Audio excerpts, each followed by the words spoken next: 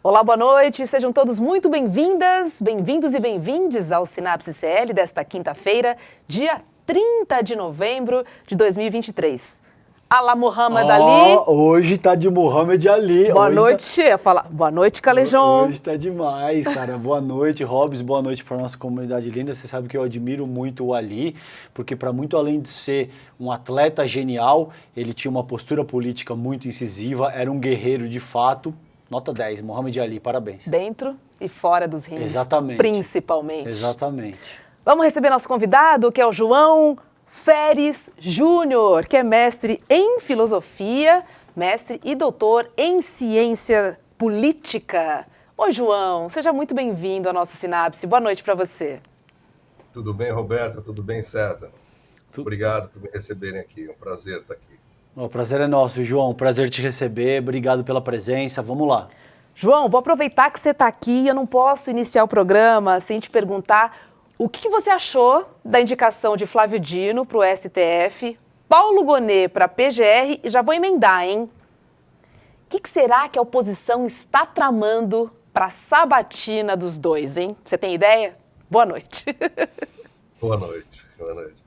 Você sabe, eu vou te dizer uma coisa, assim, uma das coisas que eu faço é coordenar o manchetômetro e que tem, entre outras coisas, né, produtos, relatórios semanais de análise da grande imprensa, das redes sociais e tudo mais. Então, eu sempre sou obrigado, assim, a me debruçar sobre esses assuntos, particularmente sobre a cobertura que é feita desses assuntos, né? Eu acho que, do ponto de vista político, para além da cobertura da mídia, assim,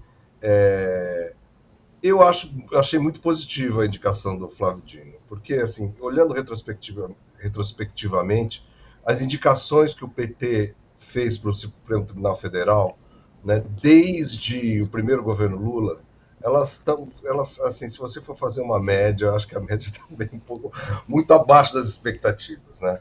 E eu acho que o Flávio Dino é um cara que realmente tem um compromisso com a esquerda, com uma agenda realmente de esquerda, né? Ao contrário de vários dos juízes, porque é um problema você nomear juiz de Suprema Corte, porque é o cargo máximo da carreira jurídica, certo? E os juristas, eles têm um ethos muito corporativo.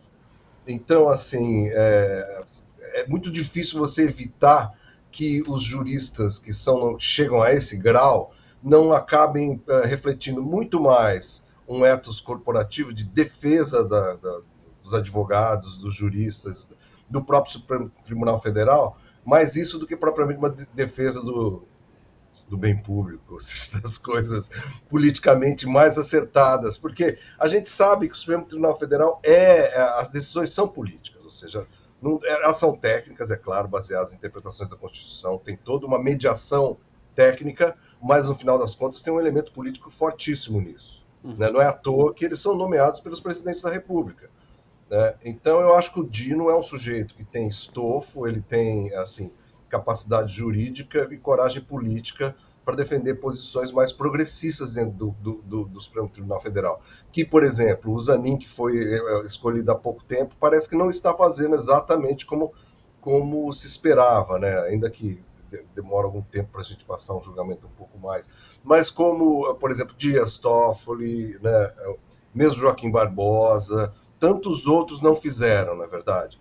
Eu sei que existe uma demanda da sociedade civil organizada muito justa, né, de se colocar uma mulher, de preferência uma mulher negra, no Supremo Tribunal Federal. Eu acho que isso é uma coisa importantíssima de se fazer. Mas eu acho que nesse contexto, perante, assim, se não fosse uma mulher negra com o perfil do Dino, né, eu não estou tão informado sobre o assunto para saber se tinha candidatas Pior é que tinha, viu, João? Vou te falar que tinha, mas tudo bem. Eu não sei, eu não conheço o suficiente. Se você conhece, sim. Mas eu acho ele uma boa escolha. Muito bom. A gente entrevistou algumas, por exemplo, eu não sei se com o mesmo histórico do Dino, sobretudo na seara política, porque o Dino ocupou diversas instâncias do próprio Poder Executivo, mas a gente entrevistou aqui, a gente entrevistou a Lívia Santana, a gente entrevistou a Soraya Mendes, a gente entrevistou mulheres negras que seriam quadros fortes, mas que não tem... Fala, querido. Estão muito mais por dentro disso do que eu. Ou seja, a gente trouxe aqui no programa, João, a gente trouxe essas mulheres aqui no programa. Na verdade, pelo Dino, pela qualidade do Dino política. Claro. quadro. De acordo. Né? E Agora o Gonê, conta pra mim... Ah, desculpa. Não, é que você perguntou do Gonê também, né? O que você acha do Gonê na PGR? O Gonê, na verdade, pelo que eu me informei, não conhecia ele direito, sabia que ele tinha sido candidato, estava presente em listas anteriores, mas não sabia muito detalhes sobre ele, assim. Eu não gostei muito, não, mas deve ter alguma conveniência política nessa história aí que eu não estou sabendo direito, entendeu? Sim. E eu acredito que seja, pelo que tudo indica, uma negociação com o próprio Supremo, passando por Alexandre de Moraes, Gilmar, o próprio Zanin, entendeu? Eu acho que houve uma negociação institucional política aí que envolveu essas figuras. É o que Boa. É parece. isso que eu imagino. É essa Sim. leitura realmente que a gente está tendo. Agora, fala pra gente sobre treta, sobre o dia de sabatina, marcado para o dia 13 de dezembro. Qual deve ser a estratégia da oposição? Conta aí pra gente, o que você acha? Então, eu não sei, isso é uma coisa que você resolve antes de ir para a sabatina, geralmente, né? Você conta a cabeça. Muita coisa na política é assim, né? A gente conta a cabeça antes de ir para o suposto embate, né? O governo está falando que já tem 50, então, assim, se tem 50 de verdade, eu acho que não sei quanto essa informação é crível, mas a oposição pode berrar o quanto quiser. Eu acho que quem vai berrar muito da oposição são os bolsonaristas mais enlouquecidos e o Sérgio Moro, que eu acho que assim, o cotovelo do Sérgio Moro deve estar Inchado, bem inchado. Que delícia. dentro da manga do terno. Exato. Cara, os dois, né? Ele deve estar andando assim, cara. Exato. Porque, pô, e eu acho o seguinte, e nisso o Dino realmente é bom, hein? No embate, na Dino discussão, show, com certeza. Nossa, ele arrebenta. Então, acho que assim, ele precisa tomar cuidado para não passar muito rodo nos caras lá, e os caras não ficarem bravos com ele, acabar virando algum voto contra, porque assim, ele realmente é bom de argumentação. Vai ter que ser um Dino um pouquinho menos debochado, digamos assim. Eu assim, como minha profissão como professor, assim, e também tem um lado público, vivo dando, né, palestra por aí, falando em programa e tudo mais, assim, eu admiro muito a retórica, no melhor sentido do termo, entendeu? A capacidade que as pessoas têm de se exprimir de uma maneira clara e incisiva, né, e convincente. Eu acho que o Dino é um dos caras, assim, que é impressionante, ele fala muito bem, ele vai no ponto, né, um cara que não tergiversa, você vê que ele tem um conhecimento jurídico também, que é uma coisa importante nesses debates políticos, né, porque a gente está falando de parlamento, está dentro do Senado, o sujeito vai para um cargo tecnicamente complexo, tudo mais. Eu acho que ele é um cara que conhece.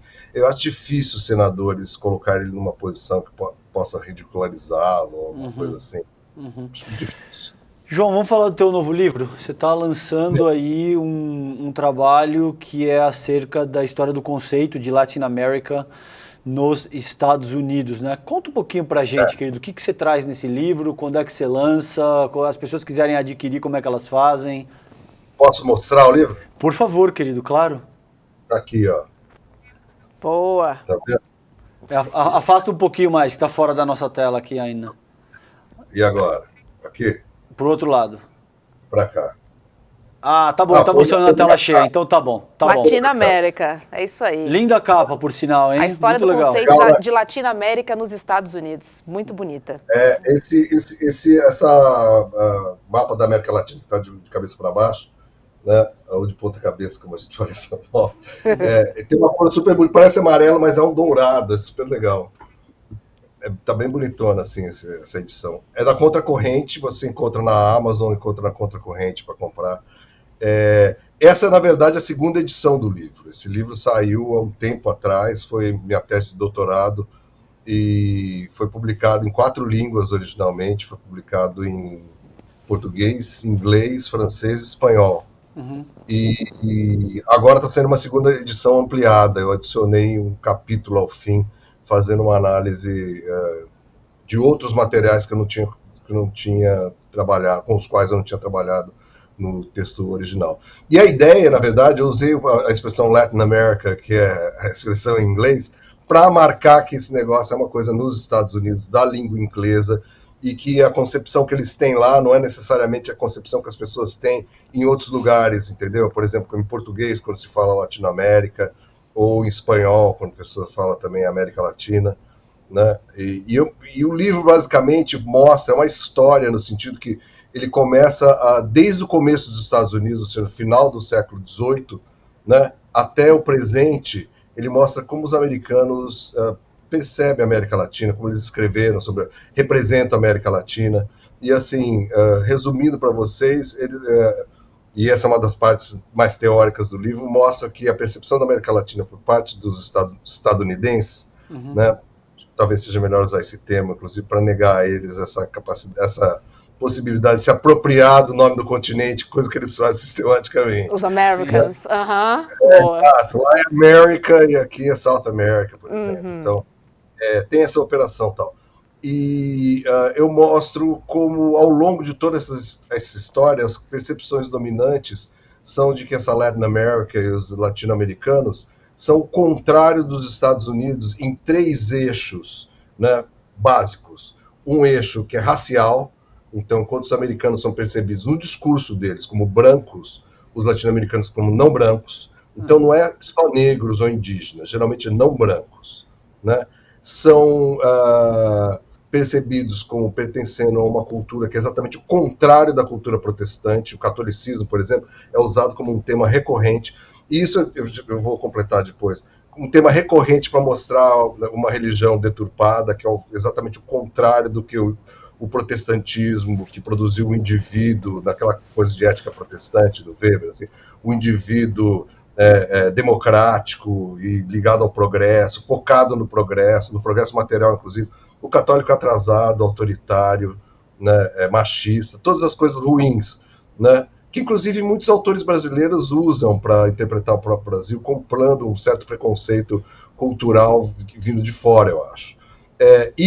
Então tem o racial, tem o cultural e tem o temporal. Temporal, os Estados Unidos é percebido sempre como uma nação desenvolvida, moderna, e a América Latina como algo atrasado, ou infantil, primitivo. E isso está junto nos discursos desde o século XIX, quando o conceito de América Latina, por exemplo, não era nem usado. Porque uma das coisas que eu faço desde o começo do livro, que é bem interessante, é desnaturalizar o conceito de América Latina. Hoje em dia as pessoas usam muito esse conceito por aí, mas elas não sabem que é um conceito, na verdade, muito recente. Pra vocês terem uma ideia, hoje, em preparação para essa conversa que a gente está tendo aqui, eu fiz uma pesquisinha no Google. O Google tem um site que faz uma pesquisa de uso de palavras em línguas, tem algumas línguas, né? Infelizmente não tem o português, mas tem inglês, francês, espanhol, italiano. E aí eu procurei pelo termo América Latina. Eu já sabia disso, obviamente, só dei uma atualizada. Pra vocês terem uma ideia, assim, o termo América Latina, ele só passou a ser usado em todas essas línguas no começo do século XX. Em inglês, particularmente no inglês americano, e um pouco na Inglaterra também, no começo do século XX. Na língua espanhola e italiano, por exemplo, que são línguas irmãs da nossa, ele passou a ser usado só a partir de 1960. No Brasil, eu já fiz essa pesquisa também, é mais recente ainda. Então, antigamente, as pessoas não utilizavam esse termo. Hoje em dia é naturalizado, mas é um termo naturalizado que é fácil de desnaturalizar, porque, assim, primeiro, esse termo latino, na verdade, ele tem uma origem, ele não diz respeito somente à língua que se fala, às línguas que se falam nesses países. Ele, na verdade, diz respeito a uma categoria racial que foi criada no século XIX, originalmente na França, né, durante meados do século XIX, pelo Napoleão III, que tinha um projeto imperial em relação às colônias espanholas, né? Então, o primeiro cara que criou esse conceito foi um cara que era um ideólogo do Napoleão III, tanto é que o Napoleão III invadiu o México e tentou começar uma invasão pelo México, não deu certo, né? Ele mandou um monarca que acabou sendo assassinado, um monarca do Império Austro-Húngaro. Mas o que acontece é o seguinte, e aí a língua inglesa se apropriou desse termo, e você vê nos primeiros textos, assim, é claro que a ideia de latino, porque no século XIX é um negócio muito engraçado. A ideia de uma raça, da diferença racial, que se sedimentou só no século XIX, até então não havia isso. Não havia um conceito de raça, teorias raciais feitas, né, mesmo no Ocidente. no século XIX ela se conectou à ideia de raça, né, diferenças fenotípicas entre as pessoas. Se conectou com teorias da cultura, com a biologia, né, e aí eles criaram essas... E com a linguística também. Então, quando você usa latino, quer dizer não só as pessoas que falam línguas latinas, as pessoas são racialmente diferentes daqueles que falam línguas teutônicas, por exemplo, como o inglês, né, germânicas ou teutônicas como o inglês. Então, esse vocabulário já entrou como um vocabulário muito racializado, e eu mostro que ele continuou assim. Né? Você vê ao longo do século XIX as referências que os americanos fazem o que eles chamavam de Spanish America, né? Porque ela entra mais no fim do século XIX, o termo latino. Já eram muito racializados. Quando o termo latino entra, essa percepção, eles são inferiores porque eles são não brancos, não teutônicos, não protestantes, né? E, portanto, estão atrasados também. Agora, João, inegavelmente há todo um projeto político, né, atrelado a essa visão, porque a partir do momento que eu me coloco como superior, fica muito claro, né, o imperialismo norte-americano, enfim, foram os braços e as pernas para a implementação de uma política que a gente sente até hoje, que é vivida até hoje, de todas as maneiras, né? E daí a importância, inclusive, daí a importância do teu trabalho, né? Sim. Porque o que você está propondo aí é o escrutínio de um conceito que está no cerne desse projeto político que a Roberta acabou de salientar, né? Na verdade, o livro mostra como a evolução do conceito, dos significados do conceito, vai para e passo, ou seja, paralelamente às ações de política externa americana em relação a esses países percebidos como latinos. Por exemplo, no começo do século XIX, já quando esse vocabulário era bem racista, tal, explicitamente racista, você vê que a doutrina Monroe surgiu nessa época. Eu acho que a doutrina Monroe é de 1832, se não me engano, ou 23. Que declara, por exemplo, que os Estados Unidos é responsável por tomar conta da segurança do continente todo, né? Ao arrepio do que os países possam pensar. Mas o foco do livro mesmo é uma coisa que é mais interessante, eu acho, que é mostrar o seguinte: tudo bem, na linguagem comum é preconceituosa para dedéu, para a gente usar. Né? Todas as linguagens cotidianas são preconceituosas, inclusive preconceituosas contra pessoas que não moram, estrangeiros. O que ocorre nos Estados Unidos a partir de meados do século XX é a incorporação desse conceito pelas ciências sociais e a produção de uma ciência sobre a América Latina que vai, na verdade, confirmar todos os preconceitos que eles já tinham acumulados. A ciência dá explicações científicas, né, para esses preconceitos. E aí você tem uma sequência de teorias sobre a América Latina, que eu estudo capítulo a capítulo, que, na verdade, vão justificar os interesses da política externa americana em relação a esses países, a geopolítica americana. Então, assim, acabou a Segunda Guerra Mundial, os Estados Unidos surgiu como uma das duas potências maiores do mundo, certo? Hegemônicas, eles e a União Soviética. Os Estados Unidos começou imediatamente a chamada Guerra Fria, né, uma competição com a União Soviética por espaço geopolítico no mundo todo. Os gringos chegaram à conclusão de que a estratégia deles iria pela teoria da modernização, além de espionagem, claro, desenvolvimento bélico, fora isso. A teoria da modernização. A teoria da modernização propunha que os lugares no mundo, pela primeira vez, começaram a falar de países subdesenvolvidos. A questão do desenvolvimento só se torna importante dentro do contexto da Guerra Fria.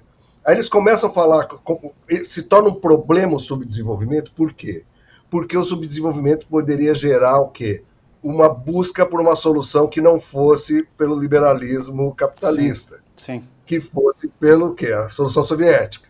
Então, a teoria da modernização surge como essa promessa. Não, vocês modernizam, fazem uma modernização da economia, que vocês vão naturalmente se tornar democráticos, como nós, liberais democráticos. Né? E com isso, os Estados Unidos fez, por exemplo... E na América Latina, na verdade, só virou um problema depois da Revolução Cubana. Até a Revolução Cubana, os Estados Unidos não investiam nada em estudo da América Latina. Quase nada, muito pouco. Né? Depois da Revolução Cubana, eu mostro tudo isso no livro.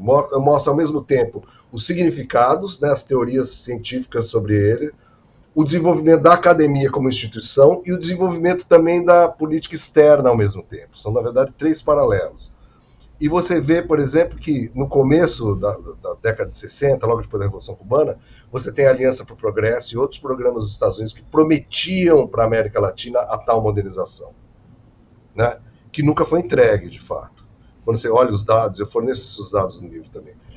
depois de 10 anos de Aliança para o Progresso, no começo de 1970, né, eles fazem um cálculo e chegam à conclusão, o autor fez um cálculo, chega à conclusão que houve mais repasses financeiros da chamada América Latina para os Estados Unidos do que dos Estados Unidos para a América Latina durante a Aliança para o Progresso. Né? Então, enquanto isso, a solução era essa, mas já ao final da década de 60, quando você tem, na verdade, os Estados Unidos começam a apoiar os golpes militares para fazer com que esses países, né, se alinhem de fato de uma maneira mais, segundo a própria perspectiva deles, segura, né? Você tem uma reformulação das teorias, entrando numa teoria que eu chamo da estabilidade política, na quais autores como, por exemplo, Samuel Huntington, que é um cara que ficou muito famoso, né, fala o seguinte: não, veja bem, o problema da modernização é o seguinte, se você faz um desenvolvimento econômico muito rápido, as pessoas que sobem de vida muito rápido vão começar a demandar demais do governo e as estruturas políticas não são elásticas o suficiente para atender essas demandas. O que vai acontecer? Revolução, guerra civil, risco de virar comunista. Portanto, qual é a solução que a gente deve apoiar?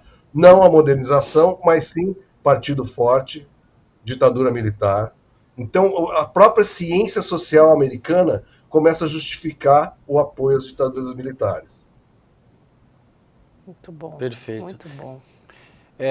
E tem tanta coisa que me vem à cabeça, mas, por exemplo, a gente tem desde do Federalista, se você pegar toda a história de desenvolvimento estadunidense, desde do Hamilton, do Madison, do John Jay, essa gente que escreve o Federalista, eles já têm essa premissa elementar do Destino Manifesto, que é os Estados Unidos devem agir como um bastião da justiça e da igualdade no mundo, e esse tipo de coisa.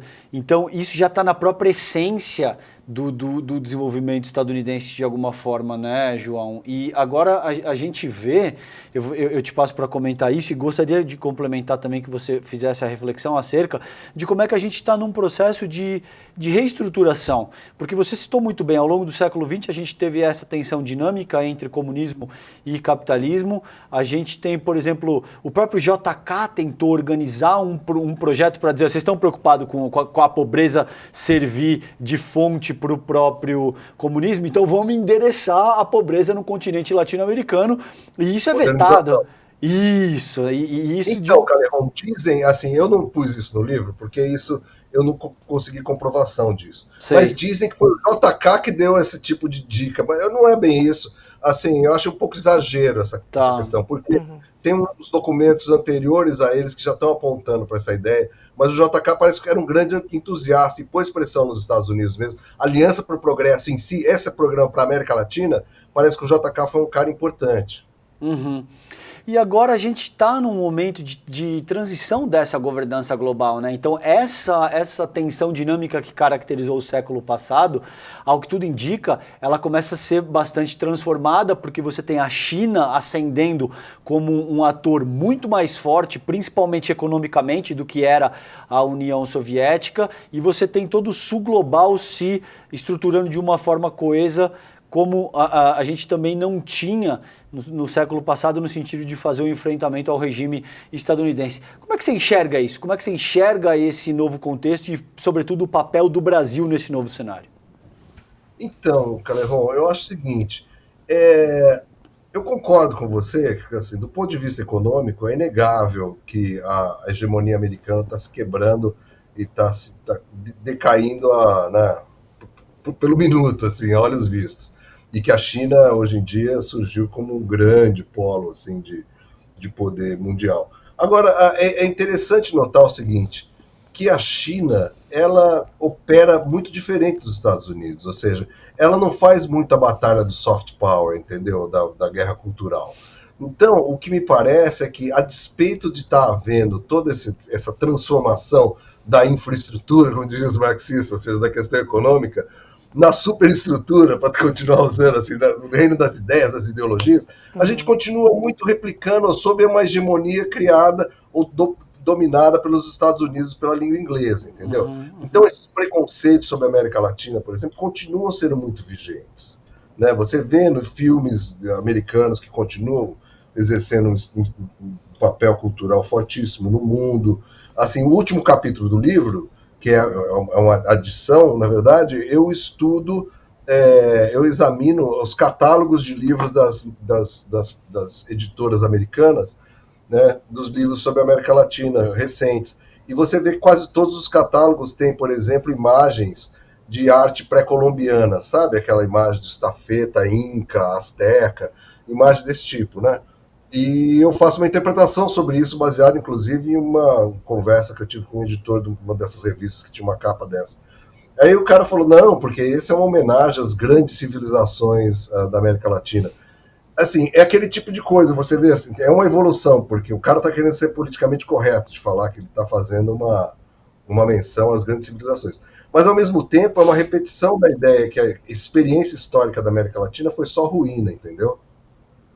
E que eles, portanto, a América chamada Latina tem que ser representada por povos e por formas culturais que são anteriores a essa experiência. Uhum. Então, uma condenação da experiência em si, entendeu? Ou seja, não tem nada de bom nisso, isso foi só fracasso.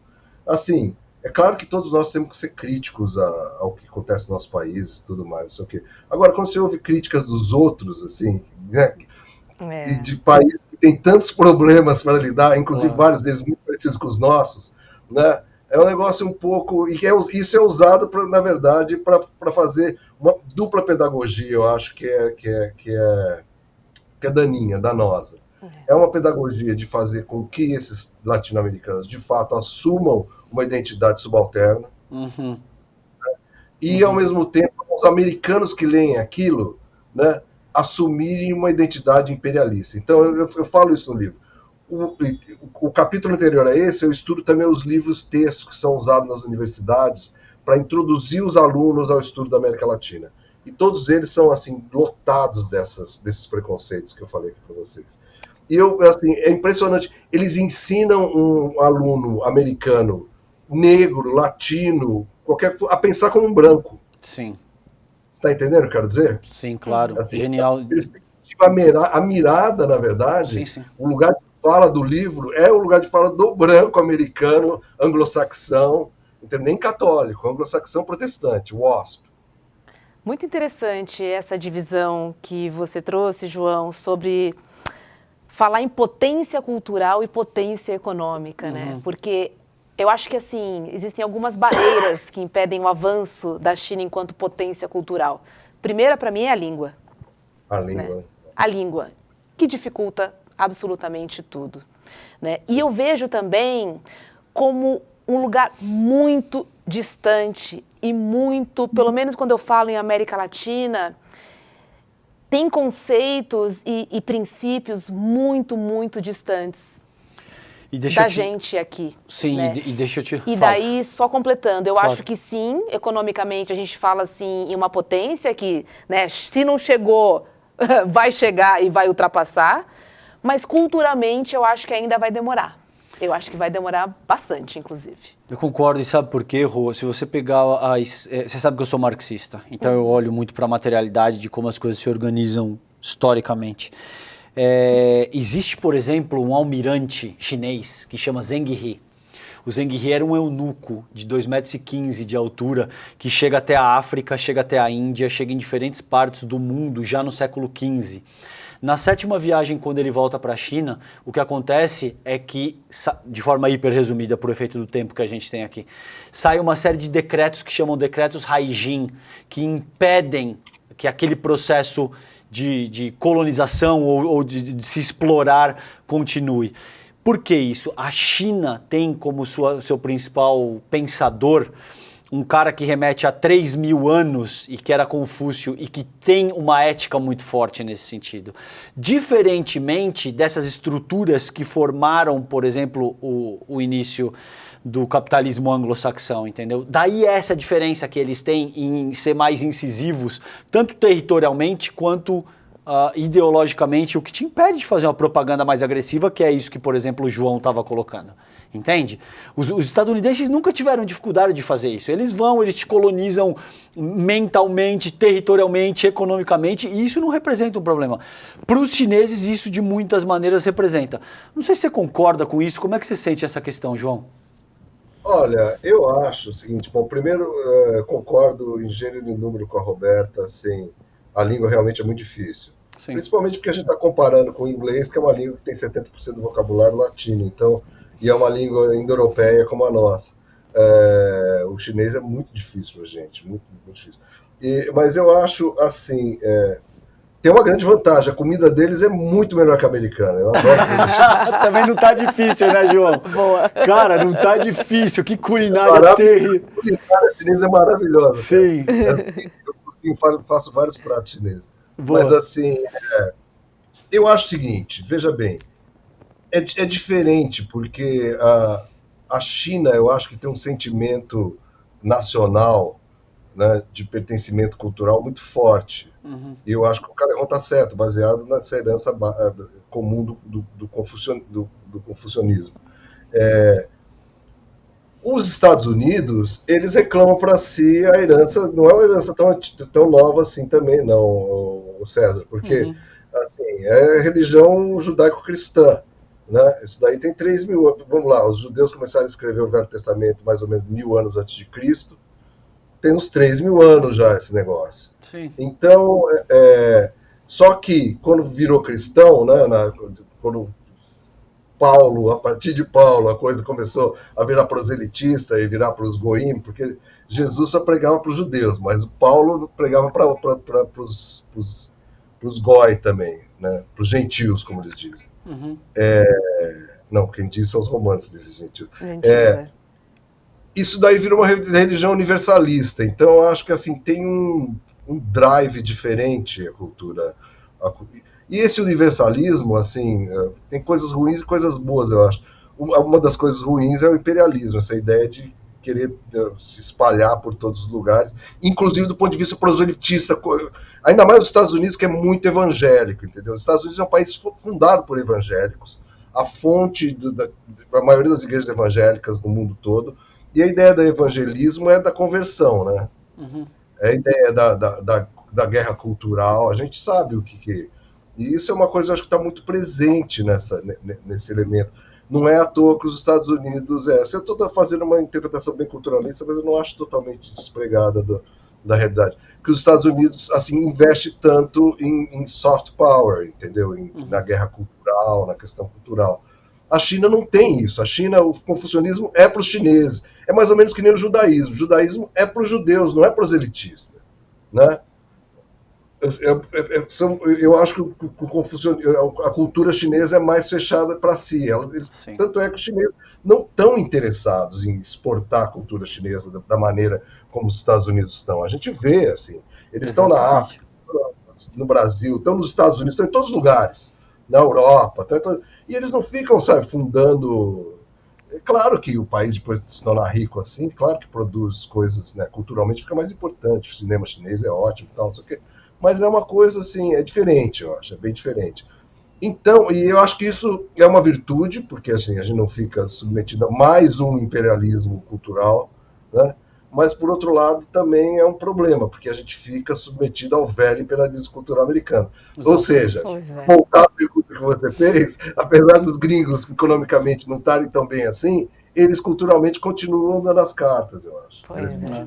Perfeito. João, vamos mudar do hambúrguer para empanada e voltar para a América Latina, porque eu queria falar um pouquinho sobre a vitória, né, da extrema-direita de Javier Milei na Argentina. Boa. Qual é a sua expectativa para essa governabilidade de Milei? Porque era um tigrão na campanha, né? Mas já virou um pouco de gatinho. Parece que já tirou o pé um pouco. Já tirou o pé. Assim, eu vou te dizer uma coisa, eu não me sinto muito qualificado para falar sobre esse assunto. Eu gosto muito da Argentina, já fui muitas vezes à Argentina, tenho amigos argentinos e tal, mas eu sou um observador ocasional da política argentina. Acompanhei, obviamente, essa eleição e tudo mais, assim, conheço um pouco, obviamente, porque sou cientista político, já vi algumas coisas. Ele, assim, falando um pouco do óbvio, ele tem o Congresso contrário, né? Ele não tem maioria no Congresso. Isso já é um impedimento enorme para o presidente. Uhum. Então, assim, o presidente, para governar, mesmo na Argentina, esses regimes presidencialistas que a gente tem, né, eles dependem muito de uma base parlamentar, inclusive para se proteger contra impeachment, né? Então, isso já é um freio absurdo. O Partido Peronista é meio que um PT piorado, eu acho o PT melhor, obviamente, mas assim, porque o peronismo é mais bagunçado, tem mais, chega até à direita e tal, mas assim, ele é muito importante, no sentido que é a estrutura partidária mais sólida, provavelmente, do continente, tirando os partidos dos Estados Unidos. Bom, do México também é bem velho, né? O institucional. Mas, de qualquer maneira, é um partido muito, muito estruturado. Tal. Então, assim, é um partido que tem condições de colocar uma posição. E a Argentina é um país federalista, ou seja, é um país que depende muito mais que o Brasil. Os estados têm muito mais autonomia. E ele não levou todos os estados também. Os peronistas ganharam em vários estados. Então, assim, não vai ser um governo tranquilo para o Milei se ele quer governar de fato com essa agenda de passar o rodo. Não é uma coisa tão fácil de ser feita, entendeu? Agora, dito isso, fazer previsão sobre um cara que se apresenta dessa maneira é uma coisa meio que nem o Bolsonaro aqui, né? A gente fica... Quando ele ganhou, assim, tinha gente, várias pessoas que conhecia, que queria mudar do Brasil na hora. Alguns mudaram, inclusive, a gente sabe disso. Sim, vários, Assim, as inclusive. pessoas desesperadas mesmo. O Milei não tem tanta essa coisa de militarismo, tem um pouco, mas nem tanto quanto o Bolsonaro. Mas, de qualquer forma, é bem desesperador e preocupante. Vamos ver aí.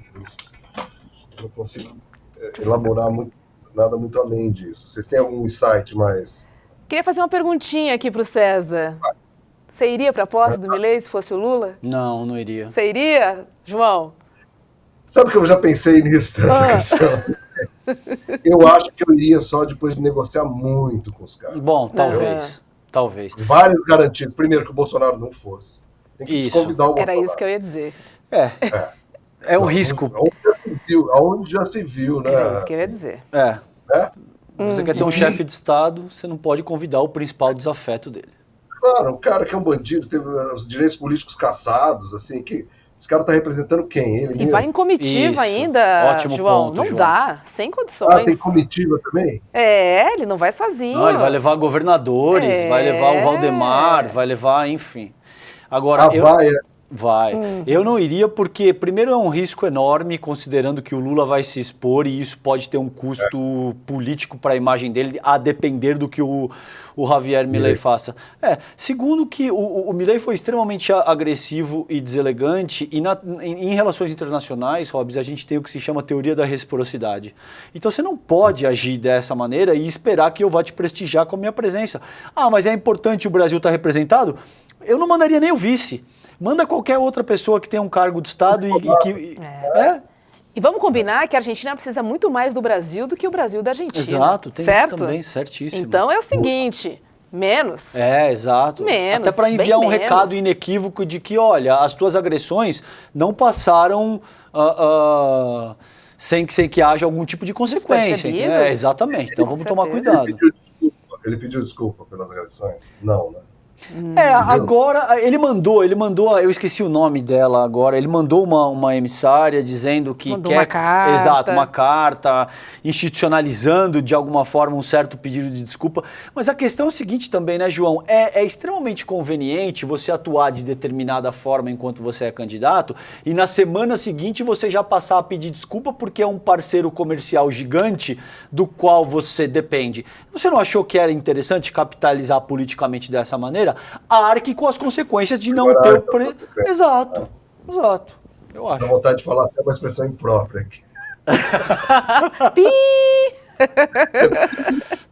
João, a gente está caminhando para os 5 minutos finais aqui contigo, mas eu não queria deixar passar o manchetômetro. Eu queria que você contasse para a gente, para as pessoas que eventualmente não conhecem ainda. Conta para a gente. Roberto. Eu queria depois, assim, talvez voltar aqui para falar também do monitor da extrema-direita. Perfeito, querido. Tem que voltar, João. Já. Por influência tua, eu acompanho, mas conta para a nossa audiência o que é o monitor e o manchetômetro também. Beleza. Vou começar com o manchetômetro, que é um projeto que está fazendo 10 anos no ano que vem. É um monitor também, só que da grande imprensa.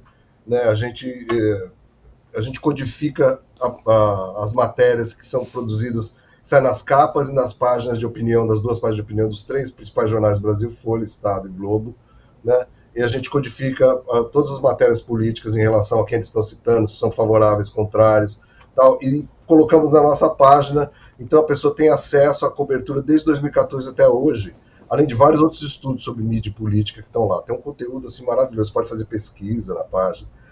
A página é manchetômetro.com.br, ou só .com, acho que vai também. Uhum.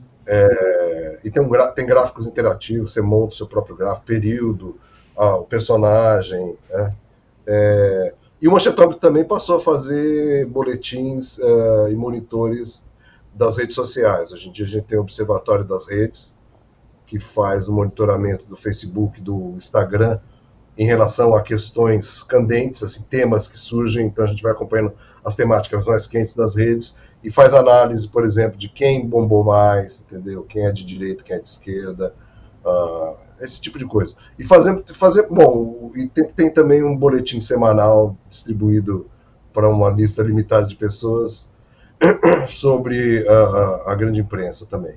Esse é o Manchetômetro. O Monitor da Extrema-Direita é um projeto, na verdade, que usa uma metodologia que a gente desenvolveu no nosso núcleo de pesquisa, inovadora. A gente inventou essa metodologia, que são grupos focais, né? Aquela metodologia de grupos focais, só que conduzidos pelo WhatsApp. E a gente, no caso aí, trabalha com somente pessoas que foram eleitoras do Bolsonaro no segundo turno da eleição passada. Então tem convictos e tem moderados, né? Que a gente separou assim através da pergunta se você apoia ou não o 8 de janeiro. Então, se o cara votou no Bolsonaro no segundo turno, mas não apoia o 8 de janeiro, moderado. Se ele apoia também o 8 de janeiro, convicto. E aí a gente coloca semanalmente pelo menos 3 questões, né? Um dia, tal, dois dias cada questão, sobre coisas que estão acontecendo, por exemplo, a condenação do Bolsonaro, a questão das joias, por exemplo, ou a indicação do Flávio Dino, várias coisas sobre a política, o noticiário político mais candente. A gente pergunta para esses grupos para colher as reações deles. É impressionante, muito interessante. Além de também perguntar sobre hábitos de consumo de mídia, de informação política, né, o que eles pensam, por exemplo, sobre o futuro do bolsonarismo, do Bolsonaro, coisas assim. Assim, os resultados, toda semana tem um boletim com coisas novas. E qual que é o endereço, João? Onde a gente acha? Então, o endereço, na verdade, é esse aqui, ó. Bom, não tem www não, é med, M-E-D ou M-E-D, lemep.net.br/relatórios. É meio longo, né? Aí, quer que eu ponha em algum lugar aqui? Tem como mandar para vocês? Sim, manda pra gente. A gente já coloca aqui na nossa tarja para audiência. Vocês colocam na página. Isso. Boa, querido. É só pegar o endereço e ir trocando os números que você tem. Nós estamos no 31, né? É só você ir trocando os números que você tem até o do 1 ao 31. Perfeito. Maravilha, João Feres Júnior. Obrigada pelo papo aí, pela conversa, por sinapsar e trocar aqui com a gente. Boa noite para você. Obrigado a vocês, foi uma ótima conversa. Obrigado, João. Um beijo grande, querido. Obrigado. Boa noite. Boa Tchau noite. pra vocês. Tchau, tchau. Eu adorei. Manchetômetro. É muito legal o também Manchetômetro. Vale muito a pena Highlights acompanhar. da extrema-direita. O monitor. Esse, o monitor da extrema-direita. extrema-direita. É muito bom o trabalho deles, cara. Vale a pena conferir. Viu? Sinapsando aqui. Boa. Vamos lembrar da programação do ICL, que começa às 7 da manhã com o Leandro Demore. E depois tem ICL Notícias, primeira edição, das 8 às 10h30 da manhã. É isso aí. E às 7h30 estamos Cá aqui. estamos. A cores, aqui no ICL. Um beijo, boa noite e até amanhã. Tchau, tchau. Fiquem bem. Tchau, tchau. Põe na agenda que esse vale a pena. 17 de dezembro, domingo, às 8 horas da noite, Eduardo Marinho, filósofo das ruas, sucesso da internet, das redes sociais por suas reflexões e textos, vai dar uma aula para o Instituto Conhecimento Liberta. Para você participar dessa aula ao vivo e que não tem replay, clique no link aqui em cima ou aqui embaixo e se inscreve agora, gratuitamente. A gente se vê lá.